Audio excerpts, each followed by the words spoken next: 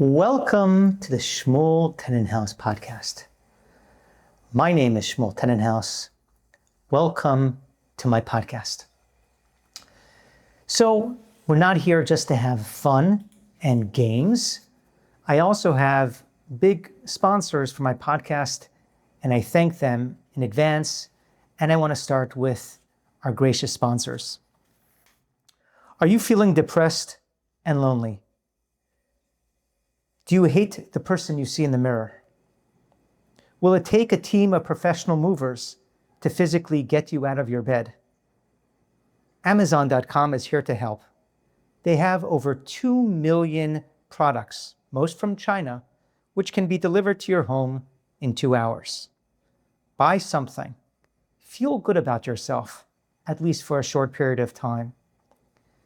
If you can't get out of bed, Amazon will send a trained locksmith that can break into your house and leave whatever you order right outside of your door.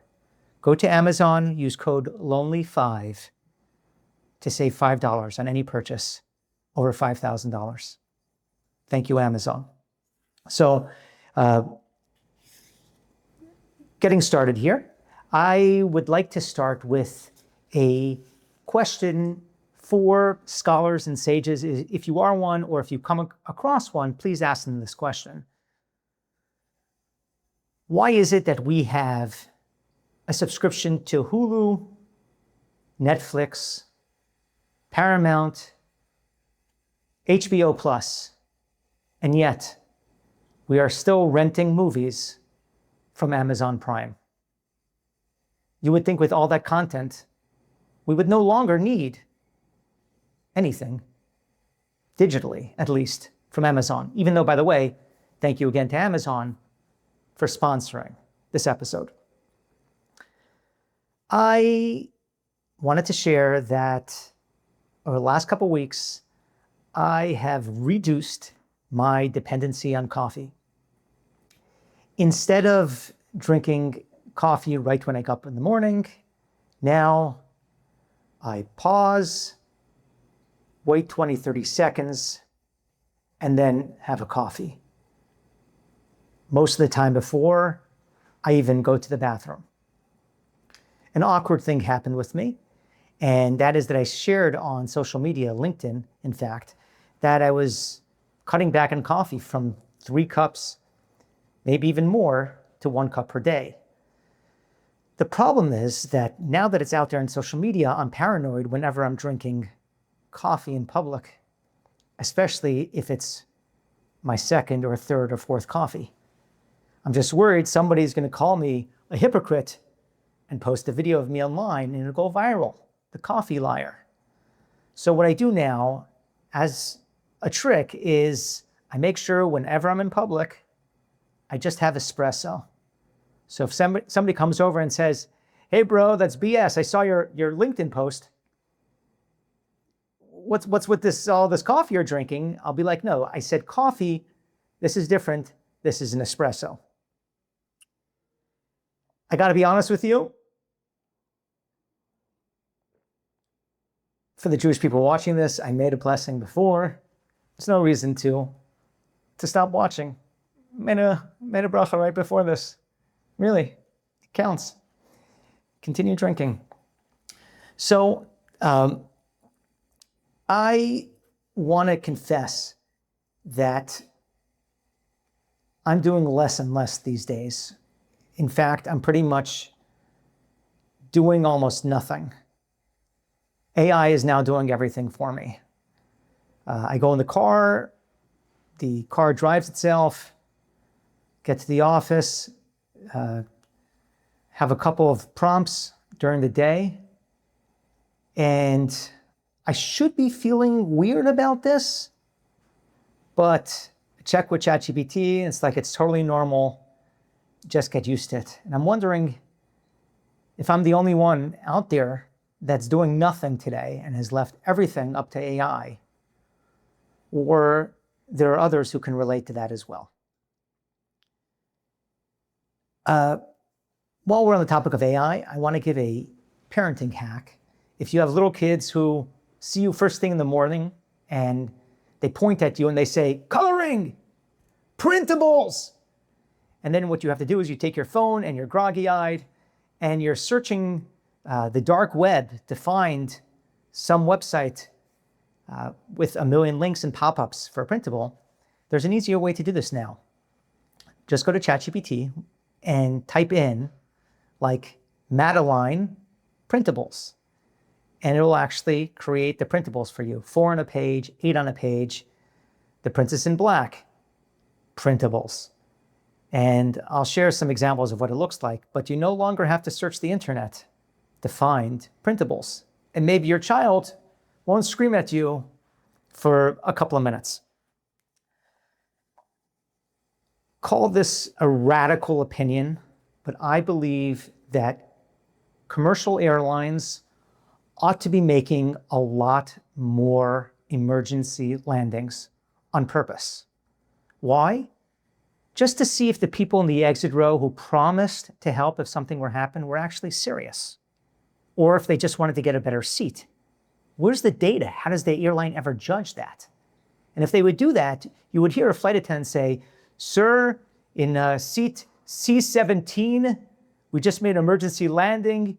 Everybody look at him. He's curled up on the floor, wailing like a baby. We're never going to allow him on this airline to get an exit row because he said he would help, but look at him now. He's a basket case on the floor."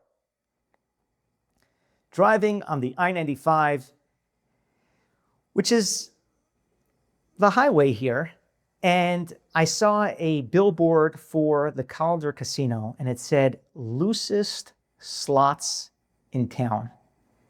And I was contemplating that for a gambler, what fun would that be if you just put money in the machine and they're just spitting out money? Like the whole fun is maybe you're going to lose it, but now Calder Casino is just literally, their slots are so loose, you put in a couple of coins and money comes rushing out no matter what. That doesn't speak to a gambler. I'm sorry, I don't know who you're trying to attract to your casino. I've spoken about this before, but I need to reiterate because now it's 2026. My ultimate favorite iPhone app is the block feature. It is so reliable, one easy button, and it's basically see you in 10 years, or whenever I upgrade my phone and accidentally don't block you then as well. It's so efficient. When I'm having a hard day, I'll take out my phone, I'll review my block list, and happy memories of me blocking all the people that I've blocked come flooding back to me as I remind myself of the good decisions I've made through the years. I'm excited for the next iOS update, which, by the way, I do not have enough storage on my phone to even make iOS updates anymore. But should I decide to empty out a couple of pictures that I don't need, then I'll be able to install the latest iOS update. So anyways, I always look for what new features have been added to block. So I'm excited to say that in the most recent update for iOS, the block features have a bunch of automated AI rules that you can set that will automatically block people who piss you off in your communication. So for example, you call a friend 3 times, same day, he doesn't pick up. Boom, gets added to the block list for 30 days. Why should I have to remember that? I just set a rule. I called you 3 times. Yeah, it's a month later. Pick up the phone. We can talk in a month from now. Second thing, if somebody sends you an all caps text, boom, they are blocked for 3 months. You can change it if you want to give them 6 weeks, or maybe you want to give them 6 years. That's your decision, however hard you want to go. My favorite, if somebody follows up on a previous text and sends just the question mark, the audacity to do that, I block them for that device for 2 years, which again, seems like a long time, but if you live 80 years, you can get back into my good graces, but I'm just not going to take that question mark from you whatsoever. Other things, somebody sends me a voice note that's longer than 90 seconds. I don't care who you are. I don't care if you're my mother. Over 60 seconds, you're already in podcast realm. Blocked. 9 months. And I think my favorite is if you send me a donation request and don't know me, 3 years in block. You'll come out of block, but probably you won't even be working for that nonprofit organization because whatever fundraising you were doing, you weren't getting a hold of me, and you know I'm cutting the biggest checks out there in the industry. Let's talk for a second about parenting. Let's lay out some ground rules. If you're a good parent, your child has 20 to 30 stuffies on their bed. When they go to sleep at night, you can't leave them there alone. 20 to 30 stuffies, I would say, puts you in the category, in the league of good parent. If you're a great parent, your child has so many stuffies on their bed that they are now sleeping on the floor, a little sleeping bag. But hey, look at all the stuffies you got them. The best parents that I know of, their kids are sleeping outside the house under a shopping cart because you can't even walk into the room because the parents are so good. They took the kid constantly to Five Below, Walmart, Target, as an expression of love each time they buy that kid the stuffy. I also want to tell you, if you're getting into parenting and you feel a little lost, I want to also break some things down for you. So we have, like we talked about, stuffies. They're really soft things. They feel like a robe that you steal from a hotel, really nice and soft. The second thing that we have here is, above stuffies, is you have squishies. And these feel like they have a little more substance. And what you do is you essentially squish them. Hence the word squishy. If you throw it at somebody's head really hard, it can actually hurt them. Finally, the highest level we got right now is something called Neeto. I don't even know if I'm pronouncing it right. It could be real. It could be it's an urban legend. You go to the store, they're all sold out. You pretty much have to beat up another parent to get yourself a Neeto. I have a friend who was able to purchase a Neeto for his child. He went to the store. He said, "How much is this Neeto?" And they said, "There are no prices for Neeto." It's really an expression of affection to your child. There should be no price tag attached to it. You should be willing to do everything it takes to get your child the Neeto. So he had to give over his credit card, and the cashier at the store was basically able to put in any number. It wasn't that crazy, maybe a couple $100. And the cashier said, "Your child is right here. You want to make a big deal about it, or you just want to give me the credit card, and I'm going to decide what to put in because you don't want to traumatize this child. He's going to remember it forever, or she's going to remember it forever." So I want to pivot for a second to world politics, and I'm excited to share that the ceasefire deal with Iran is actually back on right now. Actually, right now, it just is off right now. It just got off. And I'm reading now on my phone. Just want to say, actually, Trump just announced it's actually back on. The ceasefire is back on, and things are great. Okay, now I just got a text from a friend. Iran fired a couple of missiles at boats in the Strait of Hormuz. Trump called it off. He said he could call it off forever. Now, actually, no. Trump just posted on Truth Social. I'm just reading here. Excited, everybody. It's back on. Now it's actually back. I can't keep up with this. And we're going to move on. I wish schools for children, not for adults, kids for children, would for once be honest. What they ought to do is call a press conference. The principal gets up there and says, "Dear parents, we're here to inform you that due to the day and age that we live in of artificial intelligence, homework is officially canceled forever." Face it, if AI was around when we had to do homework as kids, my parents would be very happy because they wouldn't have to do it. The AI would do it. Everybody knows that nobody's doing homework anymore. There's basically a computer that can do everything for you, just like it's doing everything for me in my life. The teachers know this. The kids know this. Let's just call a spade, and let's let homework go bye-bye, because there's now a computer that you could upload anything. And if you're hearing about this the first time, I'm sorry to be the one to break it to you, but you don't have to do homework anymore. In fact, you don't even have to do any work either, because the AI and the bots and the agents are really covering that for us right now. Pretty much it's eat, sleep, watch YouTube shorts. That's what we got. If you go to the gym, and you know, quicker gym, look up an AI, how to optimize a workout in 5-6 minutes.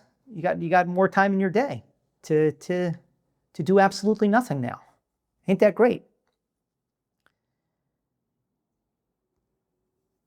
Is anybody familiar with a healer? So a healer is when you have a family doctor, but you're like, that family doctor is not enough. They're just a doctor. They just went to medical school and residency, but what do they know about healing?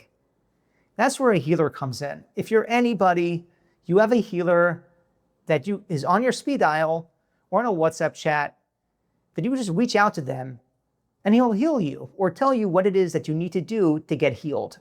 We are part of this community that is fortunate enough to have a healer.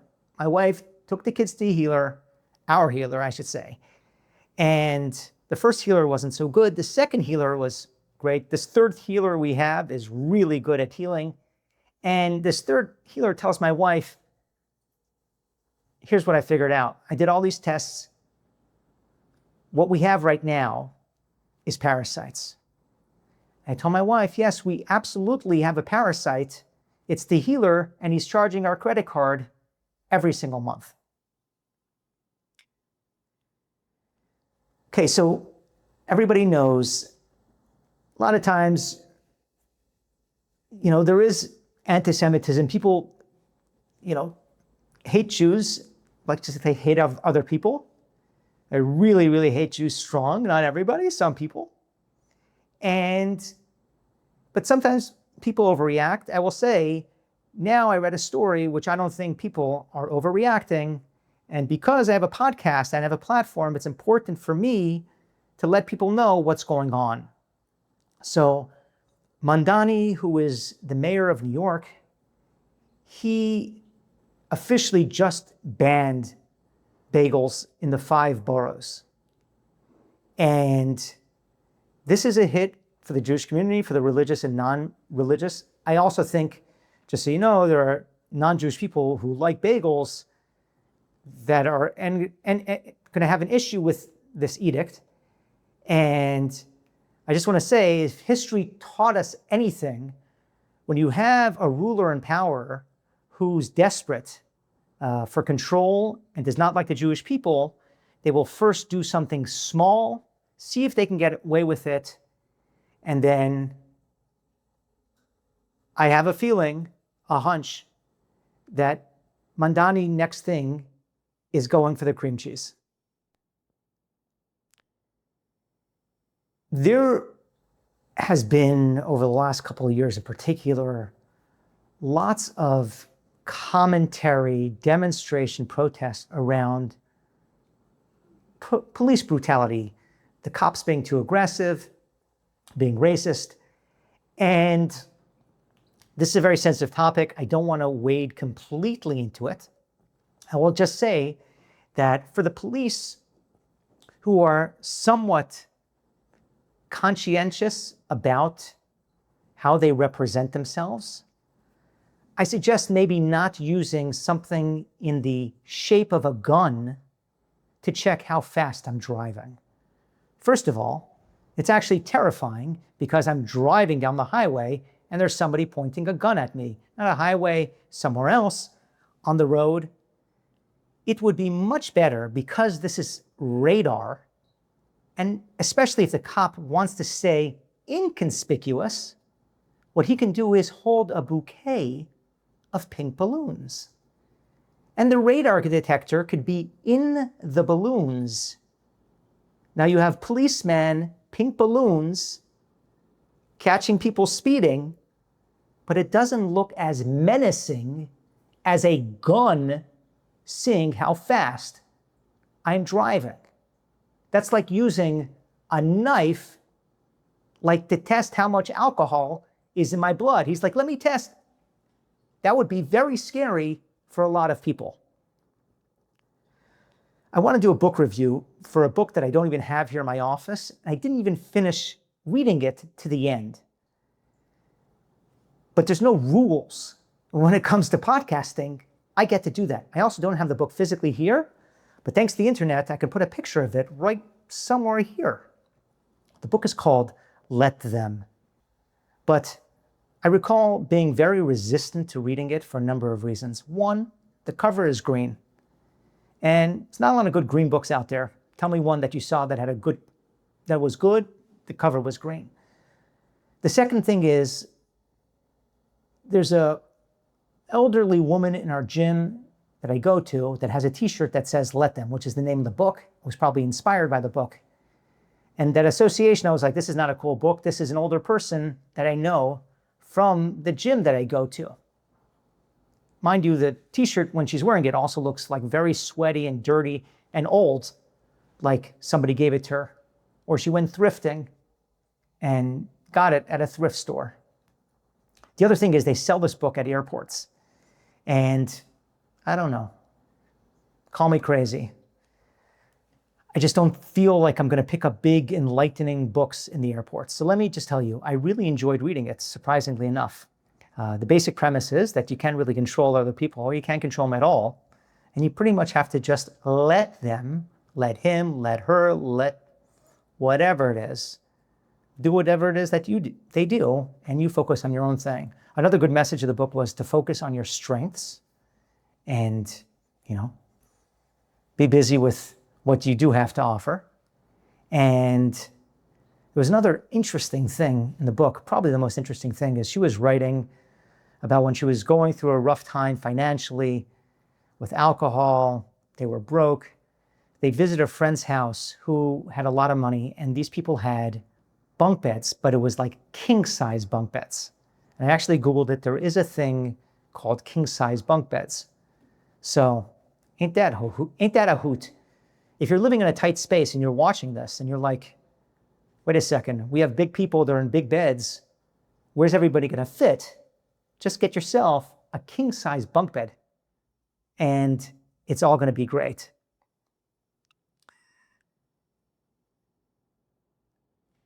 I find it a little weird when you're watching something, TV, a sports game, it's streaming, and they're running ads for another TV show or another streaming show.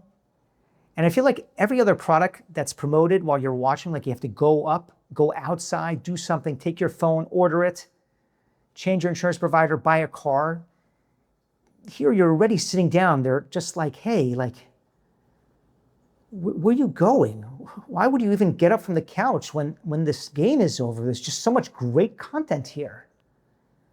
I know you have a day tomorrow and you have a flight to catch early morning and kids to drop off at school, but this thing got so many good ratings. Just, where are you going? You need some food? Just Uber Eats something. Why? Stay here with us. Don't go anywhere. Another thing I want to ask, this is more a moral question, is when your kids get cavities, obviously the best thing to do, according to almost every serious educator I've talked to, is you have the kids pay for it. How else will they know not to do it again besides they were the ones who got the cavity? The question, though, is, do you upcharge your child some sort of service fee? Because, face it, you had to handle the transaction, the processing fees, taking them to the doctor. People will be like, well, my kids are so little, they don't have money. Well, a couple things.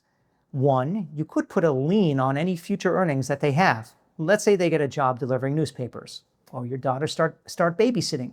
And they say, hey, did you get that Zelle payment from the neighbor? And you say, wait a minute, we did. But remember that cavity you got a couple months ago? Guess what? Cost a bunch of money. Mom and dad just got paid back a bunch of that money. The other thing is you ought to look up a good paternity dental lawyer. They actually specialize in this sort of thing. I thought it was made up too. And I looked, and that's a specialty. Lawyers who help you claw back your dental expenses that you have to put out for your children again and again. Obviously, maybe the first time around, maybe you pay for the cleaning, but more than that, no. That's just kids taking advantage. Can let that happen. Finally, I want to talk here about the importance of judging other people. Let's face it, we spend a lot of time judging ourselves, and we also judge ourselves about judging other people. But again, right now I want to talk to you about the importance of judging other people. I'm actually going to walk you through a short meditation, which I'm going to read, but that's going to be okay because you, please, close your eyes as I walk you through this meditation. Think of someone or many people you don't like. Review all the infuriating details and the facts about such people. We are constantly judging ourselves. Now extend that self-judgment muscle towards others. Take a deep breath. Focus on a spouse, a colleague, a friend, a stranger that piss you off. Now, go deep into those feelings of superiority. Go deep into the feelings of superiority. Let that sensation pass through your body, through your arms, your legs, your fingers, and your toes. Hold on to that resentment and judgment in your core so that you can integrate this feeling throughout the day. Now, as we wrap this up, for the sake of world peace, forgive these people or person by about 80%.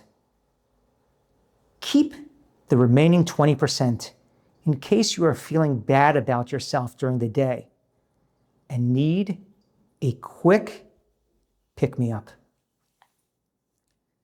This concludes the Shmuel Tenenbaum's podcast. Thank you so much for watching. You can subscribe on YouTube, TikTok, Instagram, Spotify, iTunes, so many places.